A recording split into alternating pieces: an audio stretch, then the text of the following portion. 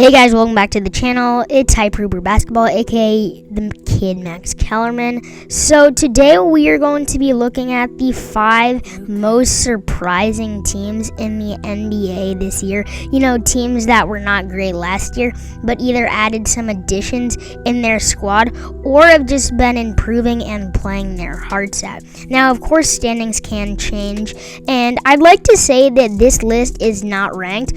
So these 5 teams are not ranked. They are just the 5 teams that I think are surprising everyone. So let's get on with the video. The first team we got to talk about is the Chicago Bulls. And I feel like the Chicago Bulls are a different kind of surprise team in the sense that they had a surprise offseason. Because the Chicago Bulls had been one of the worst NBA teams in the past 4 or so years. But then this offseason, they got DeMar DeRozan, they got Alex Caruso, and Lonzo Ball to go along with Zach LaVine and Nikola Vucevic, and so far this season they're 5-1, which is tied with a bunch of teams for first place in the Eastern Conference. So far, the whole Chicago Bulls team is playing with great chemistry. Lonzo Ball is averaging 12 points per game. DeMar DeRozan is doing his thing, hitting jumpers, averaging 24 points a game. Zach LaVine is averaging 25 points a game. Nikola Vucevic is still a pretty good post player and is kind of out of his prime now, but he's still averaging 16 points per game. And then obviously the GOAT, Alex Caruso, is averaging 8 points a game, and he had a crazy layup this year, one of the best layups that I have ever seen. So props to Alex Caruso. And the Chicago Bulls, the reason they are so good is because they have this big 5, and they are putting up some great highlights on YouTube. The next team we are going to be talking about is the Golden State Warriors, who are solely doing great off of Stephen Curry's dominance. The Golden State Warriors finished as the 9 seed in the West last year after getting destroyed in both of their play-in tournament games. But after that, they hadn't really made any major improvements this offseason, and they didn't even give away Andrew Wiggins. But what they did get was Jordan Poole, a surprise player who can hit threes on you and is probably my pick for most improved player of the year. Not to mention that Stephen Curry can hit threes like he always does. And there was this game versus the Clippers this year where he put up 45 points in a shocking matchup where he hit a dagger shot in the last minute to give the Warriors the win. And here's the shocking part. Klay Thompson is not even back on the Warriors squad, and once they have him back, they could potentially be the next NBA dynasty like they were 3 or 4 years ago. But like every NBA season with the Warriors, Draymond Green is hustling out there, making good passes and playing good defense and impacting his team. But the Golden State Warriors are 5-1. The next team we're talking about is the Washington Wizards, who are honestly the most surprising team in this list. The Wizards ended up as the 8th seed last year and made the NBA playoffs, but were gentlemen swept in 5 games.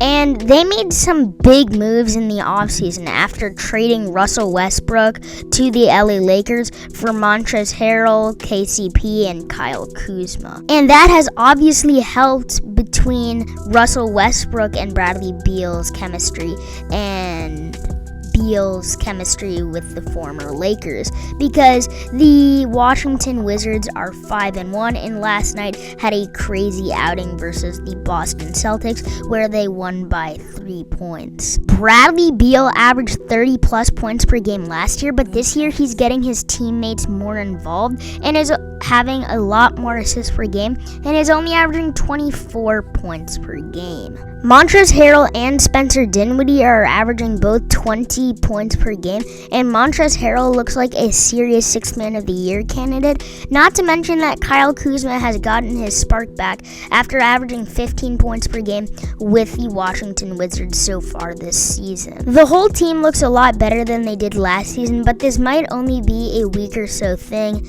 and the Wizards will start to fall down slowly like this afterwards. But we'll still keep an eye out for this team because because they're interesting. The next team we're talking about is the Sacramento Kings, who are 3-2 as the 5 seed in the Western Conference. Fox is averaging 19 points, 4 rebounds, and 7 assists per game, doing his thing. And even though Buddy Hield is coming off the bench, he is hitting incredible shots and amazing threes. And not to mention Harrison Barnes, who had a crazy game this season versus the Portland Trailblazers, where he rained 3 after 3. But in a shocking turn of events, Harrison Barnes is leading the team in scoring this year, averaging 25 points per game. I don't want to overreact or anything, but Harrison Barnes could be the comeback player of this year and have the best season of his career. A lot of people said he was getting old and wasn't going to be good for much longer, but Harrison Barnes doesn't rely on his athleticism to be great.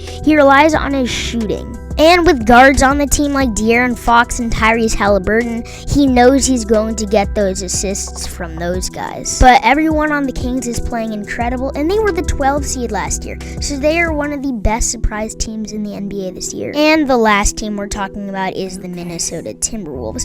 They were the 13 seed in the Western Conference last year, but this season they bumped it up to an all-new level and have a record of 3-2 and are the 6th seed in the Western Conference. Anthony Edwards is the best sophomore in the NBA right now, averaging 23 points per game. Karl Anthony Towns is leading the team, averaging 25 points per game. And D'Angelo Russell has had a bit of an off season, only averaging 17 points per game, but he's getting his spark and had a game where he had 25 plus points this year. And once he gets his spark, he's going to be great. But besides those 3, nobody on the team is really stepping up. I would have liked to see Malik Beasley average more, but he's only averaging 9 points a game. So we'll just have to see about him. But the Timberwolves are surprising everyone as they are 3-2, considering they were the 13th seed in the West last season. Tell me any more surprise teams I should have added. I probably should have added the New York Knicks, but they were the 4th seed in the Eastern Conference last year, so I decided they weren't really a surprise team. Anyway, thank you guys for watching. Click subscribe, turn notifications on, like, share, comment, all the good stuff. And as always, I'm your boy Hyper Hooper Basketball, and we're out.